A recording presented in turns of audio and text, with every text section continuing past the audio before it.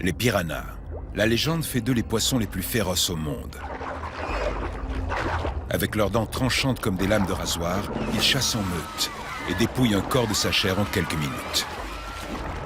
Ils ont la réputation d'être des prédateurs mangeurs d'hommes. La chair avait été totalement rongée, il ne restait que les bottes. Mais leur réputation est-elle méritée? La légende qui fait des piranhas des monstres assoiffés de sang n'est pas du tout justifiée. Je m'appelle Jeremy Wayne. Je suis biologiste et pêcheur de l'extrême. Ma mission est de découvrir si les piranhas sont vraiment les monstres absolus du fleuve Amazone. Ils ont simplement vu l'eau bouger, là où les piranhas dévoraient l'enfant.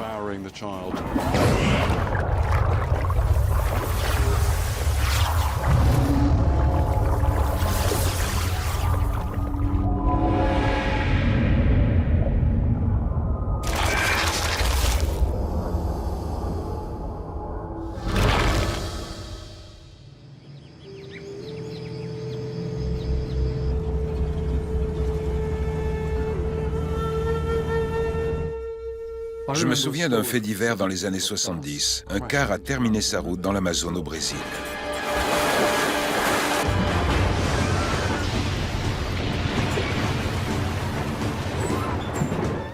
Les passagers ont été dévorés vivants par les piranhas.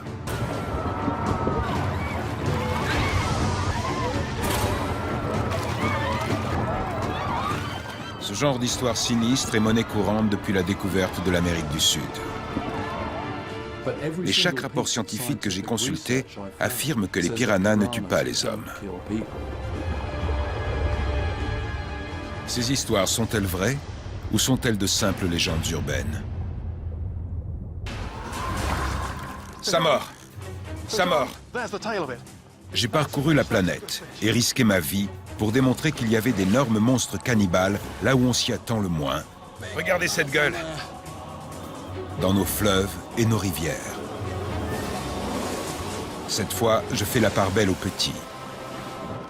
Les piranhas sont-ils vraiment capables de tuer et de manger un homme? Sont-ils les tueurs sanguinaires des films d'horreur et de nos pires cauchemars?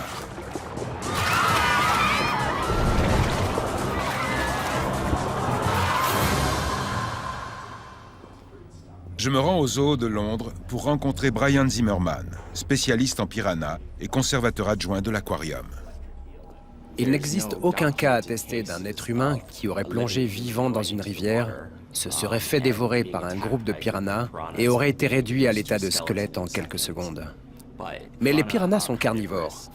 S'ils ont faim, ils sont sûrement capables d'attaquer pour se nourrir. Je ne vois pas en quoi un homme serait différent d'une aigrette qui tombe dans l'eau.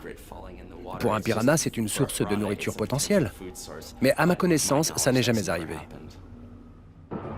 Si Brian Zimmerman pense que les piranhas n'ont jamais attaqué et tué un être humain en vie, l'accident de car dont je me souviens a-t-il réellement eu lieu?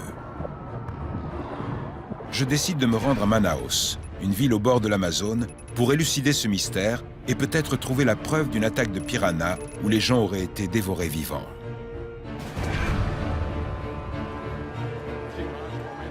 Je ne vois pas de meilleur endroit pour commencer mon enquête que le berceau de nombre de ces histoires macabres, le marché aux poissons de Manaus. Avec les 2000 espèces de poissons qui peuplent le fleuve Amazone, soit plus que dans tout l'océan Atlantique, les créatures bizarres ne manquent pas ici. Regardez, il y a tellement de poissons différents. Les scientifiques portent à 60 le nombre d'espèces appartenant à la sous-famille des piranhas. Mais la majeure partie de ces poissons sont végétariens. C'est le comportement carnivore de quelques espèces seulement qui leur vaut cette réputation. Je ne tarde pas à délier les langues et à découvrir un autre récit qui me montre ce dont ils sont capables. C'est une histoire de piranha. Un vieil homme a été laissé dans sa maison sur l'eau par les membres de sa famille pendant quelques heures. Quand ils sont revenus, il avait disparu. Il ne restait que ses vêtements. Ils ont cru qu'il était allé se baigner, ils ont cherché, et ils ont fini par trouver son squelette. Il était tombé à l'eau, et comme il était vieux, il n'avait pas pu remonter, et les piranhas l'avaient mangé.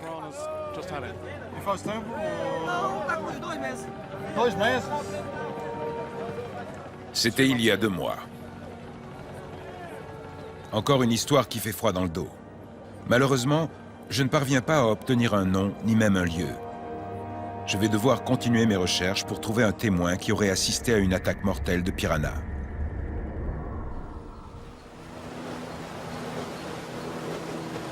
Le fleuve Amazon mesure 6800 km de long, soit près de 2 fois plus que le Mississippi. Il est très large et le courant est faible. Mais en haut de cet affluent, c'est une toute autre histoire. 1/5 de l'eau de la planète passe par l'Amazone. Les piranhas et les espèces apparentées sont présents sur toute la longueur du fleuve. C'est le paradis des pêcheurs. Et il regorge de monstres aquatiques. Ça mord, ça mord. Regardez, il sort de l'eau. C'est un poisson costaud. Je remonte un poisson carnivore doté de mâchoires sorties tout droit d'un film d'horreur. C'est un payara, un cousin du piranha. C'est la guerre dans ce fleuve. Tout a des dents. Tous les poissons se mangent entre eux. Celui-là a des dents énormes sur la mâchoire inférieure. Il s'en sert pour percer la vessie natatoire de sa proie. Comme le petit poisson ne peut plus flotter, il est désorienté et remonte à la surface. Et lui n'a plus qu'à se servir. Ses crocs sont si longs qu'il a des orifices dans la mâchoire supérieure pour qu'il puisse fermer la bouche.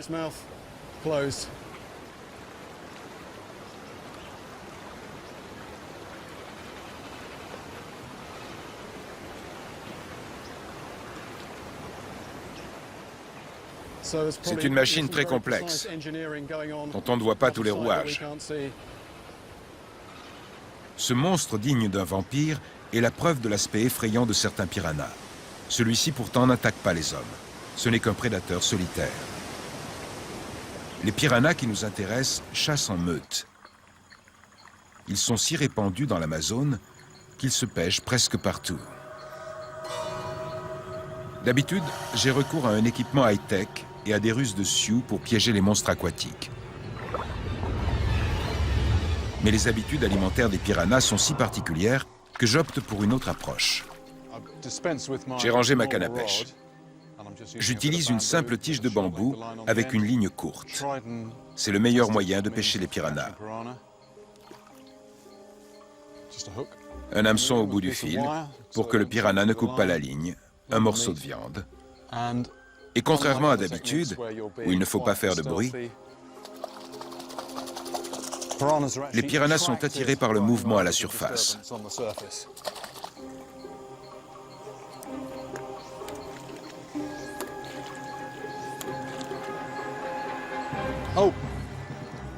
Et voilà, un piranha à ventre rouge.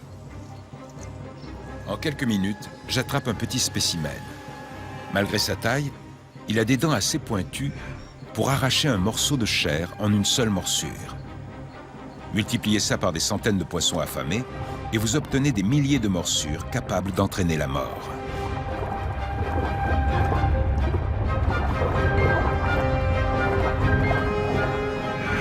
Grâce à des mâchoires protubérantes et de larges muscles masticateurs, les petites dents triangulaires se referment sur leur proie comme un piège sur la patte d'un ours.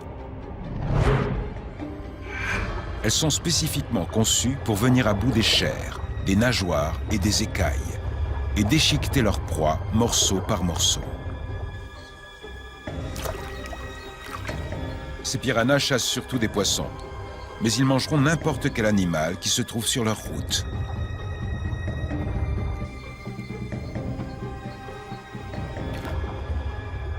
Et dans cet affluent, presque chaque prise que je remonte est un piranha. Cet affluent est rempli de piranhas. Il y en a partout. Mais ça ne veut pas dire que je ne peux pas faire ça.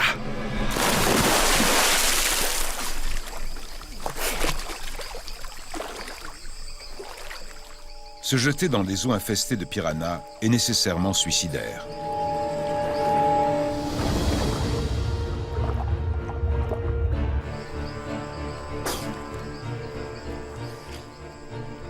Ces eaux sont peut-être infestées de piranhas, mais ils ne m'attaquent pas. Si je peux nager ici en toute sécurité et que les récits du vieil homme et de l'accident de car sont vrais, alors il manque un facteur déclencheur qui excite l'appétit des piranhas.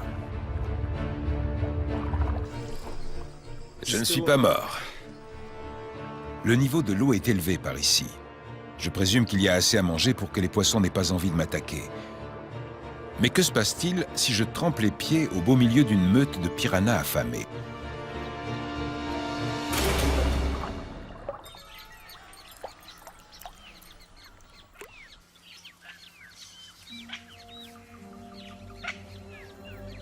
Bienvenue dans mon bassin de piranhas. De retour à mon hôtel, comme un méchant dans les films de James Bond, j'ai rempli un petit bassin d'une centaine de piranhas à ventre rouge qui n'ont pas mangé depuis des jours. C'est l'occasion rêvée de tester leur voracité. Tout le monde sait que les requins sont excités par le goût du sang. Je me demande si les piranhas ont la même sensibilité. J'ai un hameçon, je vais le savoir tout de suite, en sacrifiant un peu de mon sang. Et on verra.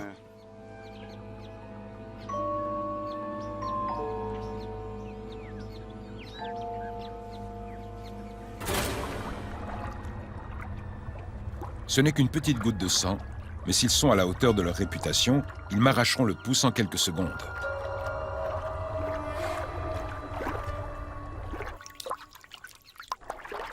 L'expérience n'est pas très concluante.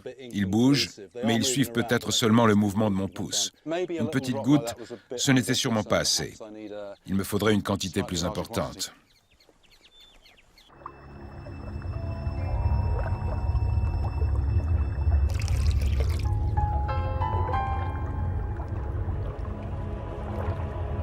Les piranhas se sont adaptés aux eaux marécageuses et troubles de l'Amazone, où on ne voit rien à 30 cm. Il leur faut un excellent odorat pour repérer leur prochain repas. La réaction est immédiate. Ils se sont rués sur le nuage de sang et cherchent quelque chose à se mettre sous la dent. Mais il n'y a rien pour l'instant. C'est le moment de plonger un morceau de viande. Le sang excite indiscutablement leur appétit. Et il y en avait certainement dans l'eau suite à l'accident de car. Je me demande comment mes piranhas vont réagir à un gros morceau de viande.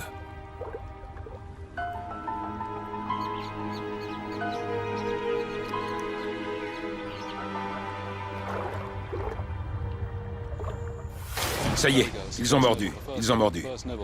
Ils rappliquent tous. Quand le premier a commencé, les autres se jettent dessus.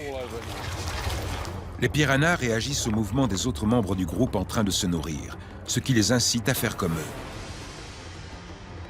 Dès qu'un poisson a pris une bouchée, il se retire pour faciliter une rotation rapide et que son tour revienne plus vite.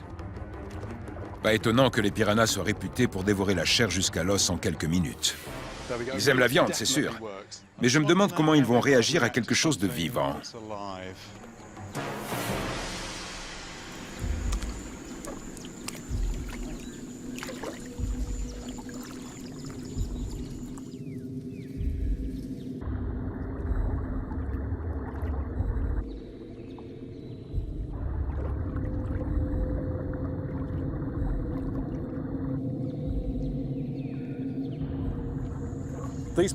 Ces piranhas qui déchiquetaient un morceau de viande il y a encore quelques minutes ne sont pas du tout intéressés par moi. Quel est donc le facteur qui fait d'eux de redoutables assassins? C'est ce que je veux à tout prix découvrir. Si l'histoire de l'accident de car est vraie, il y avait certainement, comme dans mon bassin, de la chair, du sang et beaucoup de piranhas affamés. Et pourtant, je n'ai rien. Les passagers du car n'ont pas eu cette chance. En poursuivant mon enquête, je vais découvrir la preuve que l'accident de car a bel et bien eu lieu. Et je vais retrouver la trace d'un survivant qui a miraculeusement réchappé à la mort. Peut-être va-t-il me donner des détails de l'accident qui me permettront de comprendre ce qui déclenche une attaque de piranhas.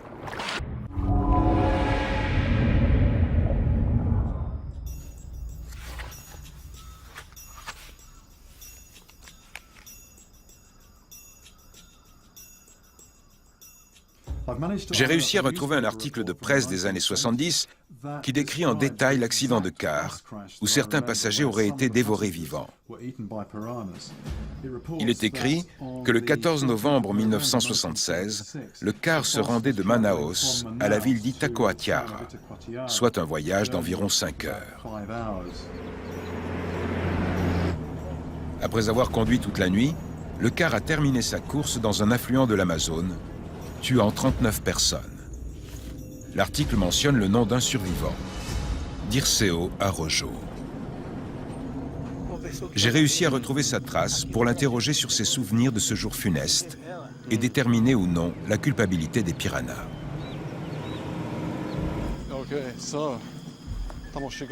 Dirceu me raconte qu'il était assis tout au fond du bus. Comme les autres passagers, il avait dormi presque tout le trajet. À bord se trouvaient plusieurs familles, 2 étudiants, Alex et Ivan, ainsi que plusieurs personnes qui rentraient chez elles à Itacoatiara. Peu de temps avant l'accident, le car est passé sur un nid de poules, ce qui a réveillé Dirceu. C'est probablement ce qui lui a sauvé la vie.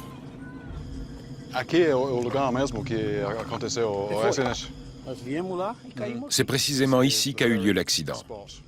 Le car est arrivé par là et est descendu dans la rivière à cet endroit. Dirceu ignore si les freins ont lâché ou si le car a glissé. Mais le chauffeur avait déjà fait le trajet plusieurs fois ce même jour. Les journaux de l'époque ont suggéré qu'il s'était endormi et à l'embarcadère du bac ne s'était pas arrêté.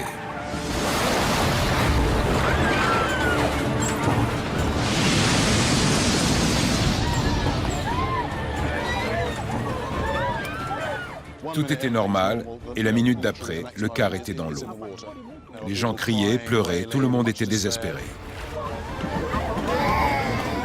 Aí foi que eu fui no corredor, tava todo mundo lá querendo sair naquela porta. Des gens à l'avant essayaient d'ouvrir la porte en la tirant, alors que d'après lui, il fallait la pousser pour l'ouvrir.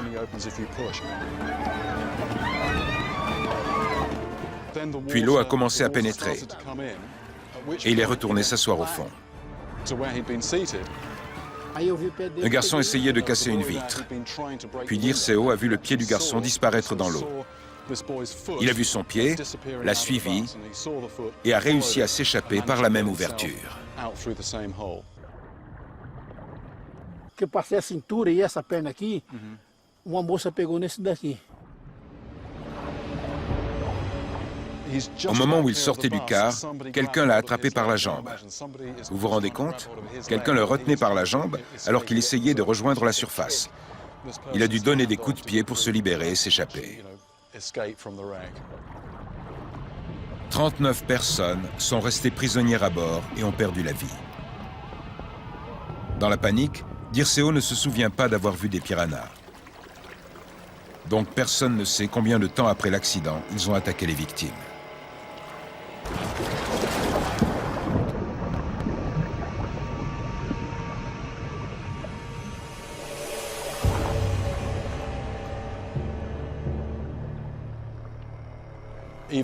Encore aujourd'hui, quand il passe le pont qui enjambe désormais la rivière, chaque fois qu'il traverse, il se souvient. Il se souvient de ce jour.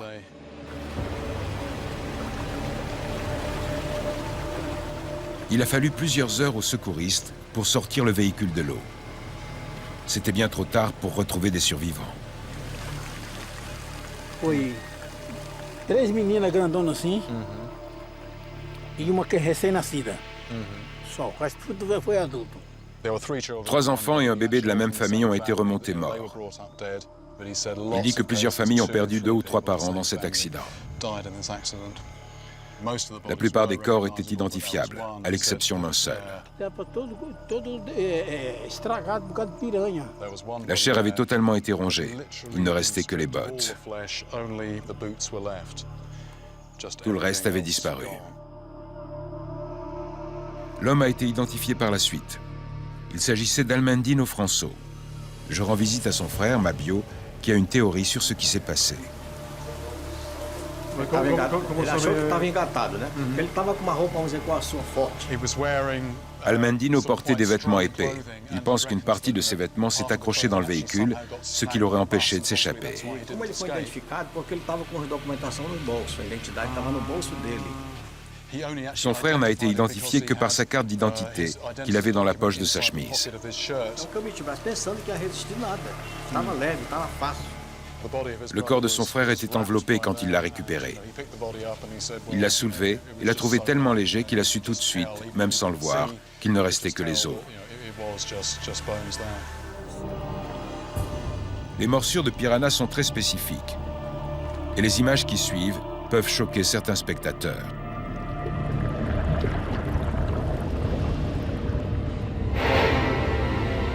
Ces images de victimes récemment transportées à la morgue de Manaus sont la preuve de ce dont les piranhas sont capables et du type de blessures qu'ils infligent. Les chairs exposées et les tissus mous sont les premiers atteints, comme l'a constaté Dora de Barbosa à son arrivée sur les lieux de l'accident lors de l'extraction des corps.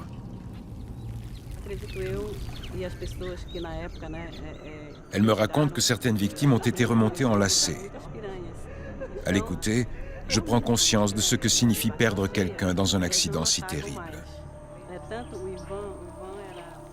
Dora n'avait que 17 ans au moment du drame.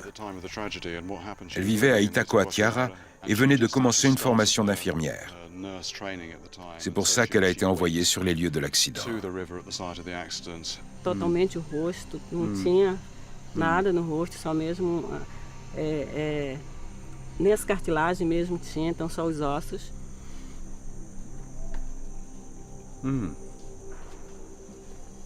C'est tragique. Dora dit qu'elle connaissait certains des passagers du car, ce qui rend l'histoire encore plus atroce. Il y avait le mari de son professeur, et elle dit que son visage avait été totalement dévoré, non pas jusqu'à l'os, mais jusqu'au cartilage. Comme les témoignages de l'accident de car, les photos de la morgue ne laissent aucun doute quant aux tortures que les piranhas sont capables d'infliger au corps humain. Mais comme l'accident a eu lieu il y a 30 ans, il n'est plus possible de déterminer si les victimes sont mortes dévorées par les piranhas ou noyées. On sait que les passagers étaient pris au piège. Il y avait du sang dans l'eau et ils ont été attaqués. Mais les piranhas les ont-ils mangés vivants ou se sont-ils concentrés sur ceux qui étaient déjà morts? Même si la véracité de l'accident ne fait aucun doute, je ne peux pas accuser les piranhas avec certitude. Lors de mon enquête, j'ai vent d'un événement survenu à l'est du fleuve Amazone. En 2005, à la fin de la saison sèche, 8 attaques de piranhas ont eu lieu en un seul week-end sur la même plage. Et toutes les victimes étaient bel et bien vivantes quand les piranhas ont attaqué. Je cherche à découvrir si les piranhas méritent leur réputation de tueurs sanguinaires. Et je n'ai pas encore trouvé la réponse. Bien que les piranhas se soient déjà nourris de chair humaine, il me reste encore à prouver qu'ils l'ont fait sur des êtres vivants. Brian Zimmerman avait peut-être raison. La légende qui fait des piranhas des monstres assoiffés de sang n'est pas du tout justifiée. Ce sont simplement des animaux qui tentent de survivre dans la nature et il se trouve qu'ils sont carnivores. Dans des zones submergées comme celle-ci, les scientifiques ont découvert qu'il y avait 2 fois plus de piranhas qu'ailleurs. Et ceci conduit à remettre en question une fois de plus leur innocence. Dans tout le Brésil, des barrages comme celui-ci ont formé des lacs artificiels où les gens viennent se baigner très nombreux, surtout quand il fait chaud pendant la saison sèche. Ajoutez à ça une forte concentration de piranhas, et c'est la catastrophe assurée. Les monstres aquatiques mangeurs d'hommes sont des créatures de cauchemar. Ils alimentent une industrie de la terreur à laquelle Hollywood contribue très largement. Quand on se baigne dans l'océan, les requins sont une menace très concrète. Beaucoup de gens se baignent en redoutant les créatures qui pourraient nager en profondeur.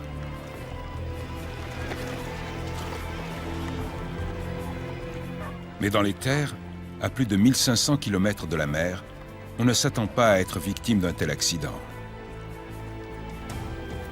Pourtant, le week-end du 21 décembre 2005, à la fin de la saison sèche, c'est exactement ce qui s'est produit.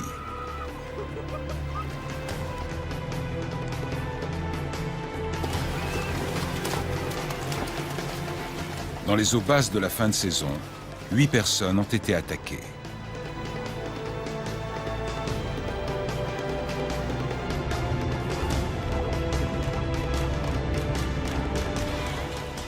Et les agresseurs étaient des piranhas.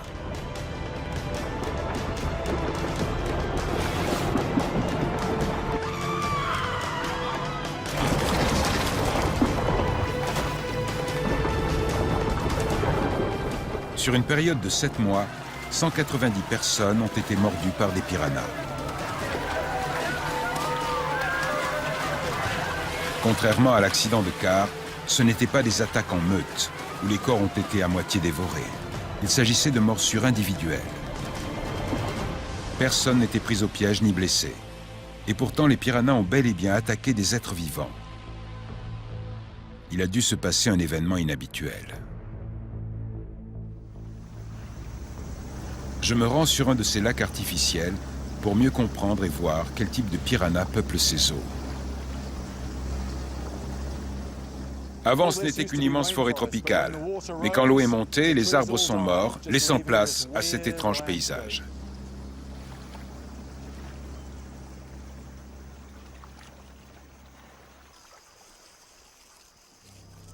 J'ai du foie en guise d'appât, avec beaucoup de sang. Mais c'est parfait pour les piranhas.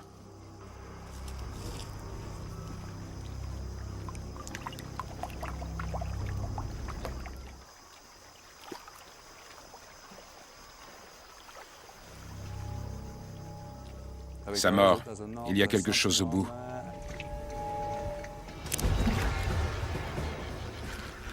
Ça y est, ça y est, ça y est. C'est un beau poisson. C'est un piranha. Mais un gros. Je dois faire très attention. Attention, attention, attention. Et voilà. Imaginez nager avec des grosses bêtes comme ça. Aïe!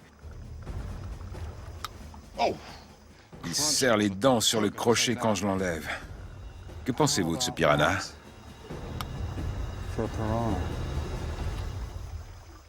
C'est un piranha noir, la plus grosse espèce. Regardez ses dents. Je fais très attention car il a des mâchoires très puissantes. Il m'arracherait facilement un morceau de chair. Le trou dans ma peau ferait la même taille que ses mâchoires. Ses dents sont tellement tranchantes que les gens qui se font mordre ne le sentent pas tout de suite. Ils s'en aperçoivent en voyant le sang. Ce sont justement des attaques isolées qui se sont produites sur la plage. Mais ici encore, Brian Zimmerman pense que les intentions des piranhas ont été mal interprétées. Les piranhas font leur nid en eau très peu profonde, car il leur faut de la végétation. Non seulement pour que les œufs se fixent à quelque chose, mais aussi pour que le fretin puisse se cacher après l'éclosion. Quand ces gens se sont fait mordre, j'imagine qu'ils se déplaçaient en eau peu profonde et ont marché sur un nid de piranha. Et quand un gros mâle défend ses œufs, il est tout à fait prêt à sortir les crocs. Les attaques ont eu lieu alors qu'il y avait beaucoup de monde dans l'eau, pendant les journées les plus chaudes de la fin de la saison sèche. C'est généralement à ce moment, peu après les premières pluies, que les piranhas se reproduisent. Comme la plupart des animaux, ils n'ont fait que protéger leurs petits.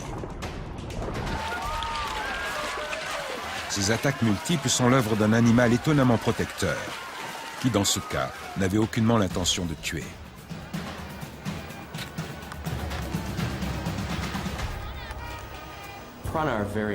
Les piranhas sont des poissons très nerveux. On a réalisé une étude récemment sur leur comportement de groupe. Nos recherches ont démontré que ce ne sont pas des chasseurs en meute, qu'ils ne vivent pas en groupe pour chasser leurs proies, mais pour se protéger des prédateurs. L'union fait la force. Si les piranhas se regroupent par peur d'un autre prédateur aquatique, alors je dois faire la connaissance de cette créature. Que peut-il bien y avoir dans l'eau de plus féroce et de plus carnivore que les piranhas mangeurs d'hommes.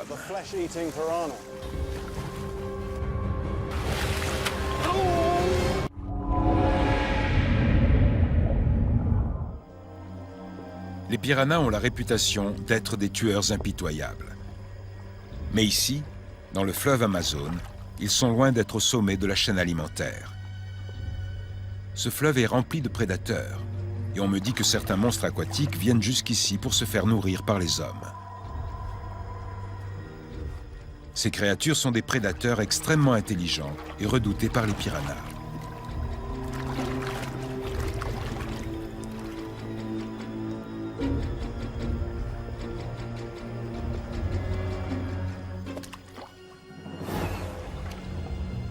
Une fois de plus, je vais jouer les cobayes en nageant à leur rencontre.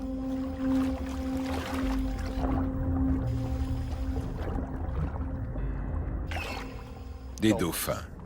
Magnifiques. À 1500 km de l'océan, en pleine Amazone, des dauphins d'eau douce.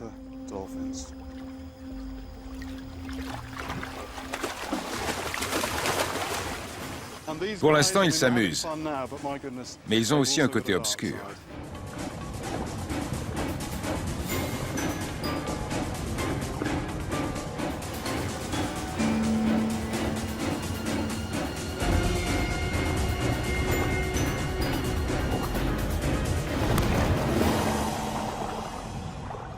Ils sont fous. Celui-là a bien failli m'arracher le pouce.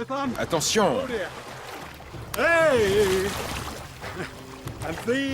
Voilà les monstres qui mangent les piranhas. Doucement. Les mâchoires sont très longues et tapissées de petites dents parfaites pour attraper les poissons.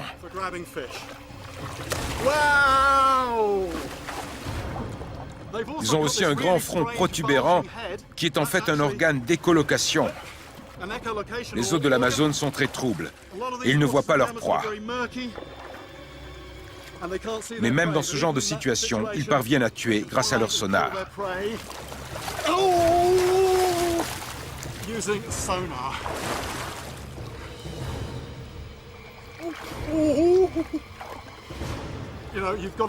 Il faut faire très attention quand on joue avec ces créatures.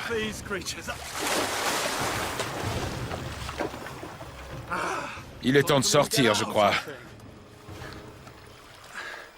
L'Amazone est le fleuve qui compte le plus de prédateurs au monde.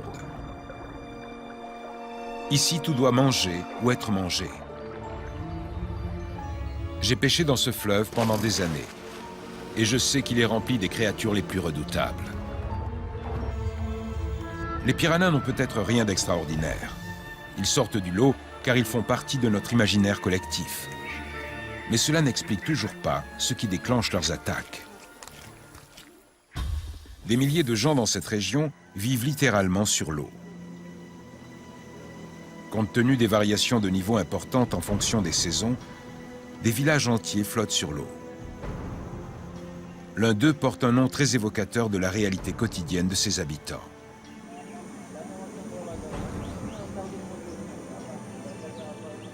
Cet endroit s'appelle la réserve des piranhas.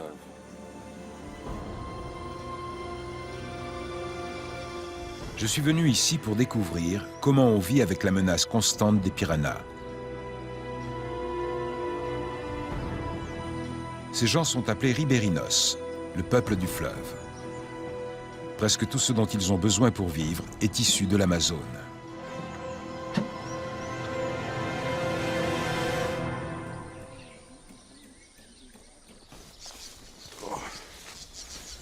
Boa tarde. Boa tarde. Boa tarde. Eu estou atrás de histórias sobre piranha. Será que tem alguma... Sim, senhor. Eu sou vítima de... O senhor mesmo? Mordida. Eu sou eu mesmo. Que tem. Vim aqui na ponta do nariz. Je marchais tranquillement par ici quand j'ai rencontré cet homme. Je lui ai dit que je cherchais des histoires de piranhas. Il m'a répondu qu'il s'était fait croquer le bout du nez. Sa femme avait laissé tomber quelque chose dans l'eau, il a plongé jusqu'à la taille et un piranha lui a mordu le nez.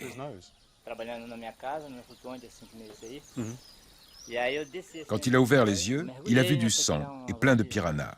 S'il n'était pas sorti immédiatement de l'eau, il pense qu'il y serait resté. C'est incroyable de rencontrer à peine arrivé quelqu'un qui a fait les frais de l'agressivité des piranhas. J'aimerais savoir quels piranhas vivent ici et s'ils sont voraces. Voyons si la réserve des piranhas porte bien son nom et quelles espèces peuplent ses eaux. Ma ligne flotte à la surface. Ça y est. Un ventre rouge. Je ne pourrais pas faire ça pieds nus. Vous comprenez pourquoi tellement de gens ici ont un orteil en moins.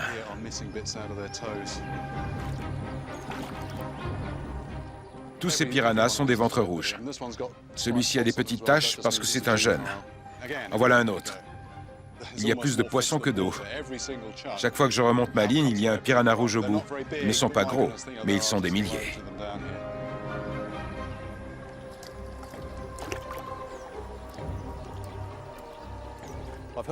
J'ai entendu toutes ces histoires sur les piranhas qui réduisent les corps à l'état de squelette en quelques minutes. J'ai un canard tout frais du marché. Il est temps de faire une expérience.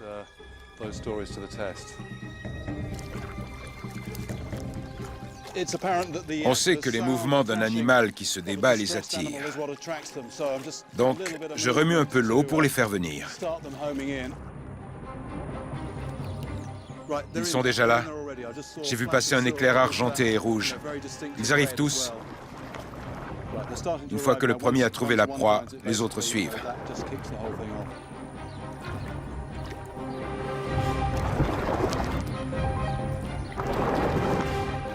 Regardez, ils s'attaquent à la tête. Ils ont déjà rongé toute la chair du cou.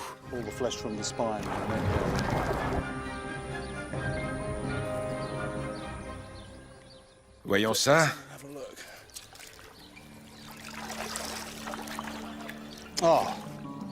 D'accord. À l'envers, c'était pas si mal.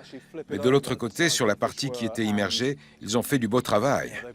Ils ont mangé une grosse quantité de plumes pour atteindre la viande. Ils ont fait un trou dans la carcasse.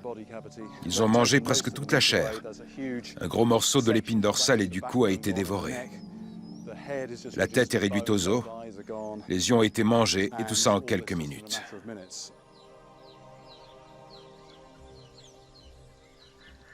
On oublie facilement que la scène vient de se passer devant la porte d'une maison.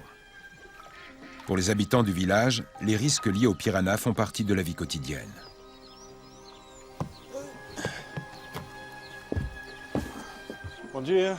Je rends visite à une famille pour comprendre comment on vit avec une telle menace.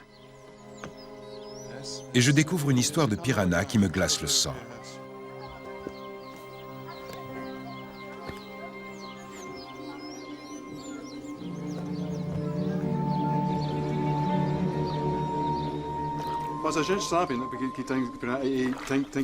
J'apprends que c'est pendant la saison sèche, quand le niveau de l'eau est bas et la concentration de piranhas élevée, que le danger est le plus grand.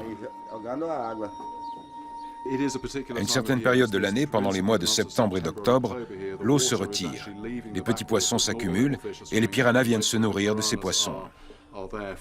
Il y a une concentration de piranhas et c'est à ce moment-là qu'il faut faire très attention. Não, aí é meio difícil porque senão a escada ela devora a pessoa, né? On ne peut même pas se laver dans l'eau. Aí tem que ter o vaso para ir catando o peixe e jogando. Ici, l'alimentation de base, c'est le poisson. Et il faut le nettoyer avant de le faire cuire. La seule odeur du poisson mort attire une forte concentration de piranhas. Donc il faut faire très attention. Ne jamais approcher les doigts de l'eau. Mais un jour, la famille a baissé la garde et les conséquences ont été dramatiques. C'était le petit-fils de Julio. Era a minha esposa. Il dit qu'ils ne peuvent pas toujours surveiller les enfants. Sa femme nettoyait du poisson à l'arrière de la maison. Le petit garçon, comme le font souvent les enfants, a traversé toute la maison en courant et il est tombé à l'eau de l'autre côté. Ils ont entendu un bruit et se sont précipités, mais c'était déjà trop tard.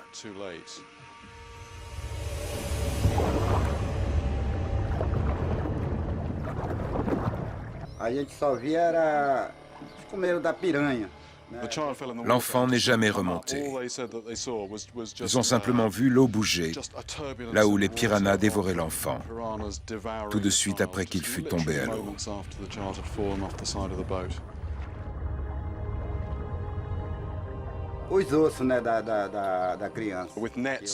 Avec des filets, ils ont tenté de le sortir de l'eau immédiatement, mais ils n'ont remonté que des os. Esse foi rápido. J'ai demandé combien de temps ça avait duré, et il m'a dit que ça s'était passé très vite. Il y a tellement de piranhas par ici. J'ai trouvé ce que je cherchais. Le témoignage d'un homme qui a vu des piranhas tuer et manger un être humain. Il s'agissait d'un petit garçon de 3 ans que le grand-père préfère ne pas nommer. Mais l'atrocité d'un tel récit m'ôte tout sentiment de satisfaction. C'est une chose d'entendre parler de la légende des piranhas, mais c'en est une autre de parler à quelqu'un qui a vu cette réalité de ses propres yeux. Et ce n'est qu'un village isolé parmi des centaines d'autres, au bord du fleuve Amazone. Qui sait combien de cas identiques n'ont jamais été déclarés aux autorités? J'essaie d'imaginer ce que ça fait de vivre dans une cabane sur l'eau, avec des dizaines d'enfants qui courent partout, comme tous les enfants. Comment toujours garder un œil sur eux? Ils courent au bord de l'eau et potentiellement, à cette époque de l'année, en quelques secondes, ils peuvent être dévorés. Comment peut-on vivre avec ça?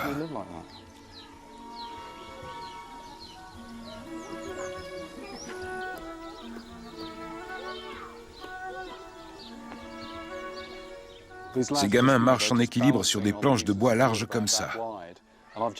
Je viens d'entendre cette histoire horrible d'un enfant tombé à l'eau et dévoré en quelques secondes, mais ça n'a pas l'air de les inquiéter. Un peu comme on vivrait avec la menace permanente d'une autoroute sur le pas de sa porte, ces gens vivent à quelques mètres de redoutables piranhas. Comme beaucoup de choses, vivre dans une maison sur l'eau avec tous ces piranhas en dessous devient une routine, un automatisme. On s'y habitue. Il y a des précautions à prendre, mais on ne peut pas y penser tout le temps. Sinon, on ne peut pas vivre normalement. C'est une menace omniprésente sous l'eau et tout autour. J'étais parti en quête d'un témoin qui aurait assisté à une attaque mortelle de piranhas dans l'espoir de trouver la preuve qu'ils méritent leur réputation de tueurs sanguinaires. J'ai découvert que les piranhas étaient parfois timides, parfois sur la défensive et souvent mal compris. Mais lorsque tous les facteurs déclencheurs sont réunis, la saison propice, la présence de sang, la panique lorsqu'une personne tombe à l'eau, se retrouve prise au piège ou affaiblie, l'attaque de piranhas est inévitable. Dans un fleuve rempli de monstres aquatiques, les piranhas ne font qu'adopter un comportement naturel pour survivre dans un environnement hostile. Et pourtant, ils continueront longtemps de susciter la peur et l'horreur en chacun d'entre nous.